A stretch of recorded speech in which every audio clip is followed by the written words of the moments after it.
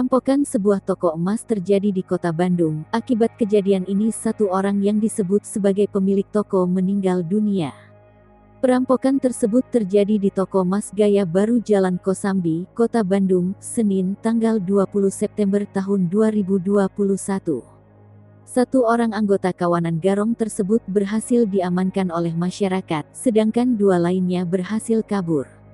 Seorang saksi mata Linmas, Agus 50, mengungkapkan pelaku tengah melakukan aksinya di toko emas Gaya Baru namun terpergok oleh warga yang tengah patroli. Pelaku, kata Agus, berjumlah satu orang.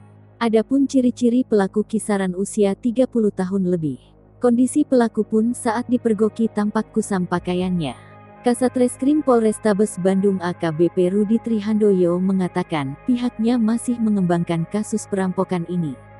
AKBP Rudi juga menyebut pelaku berhasil mengambil barang yang ada di dalam yakni aksesoris.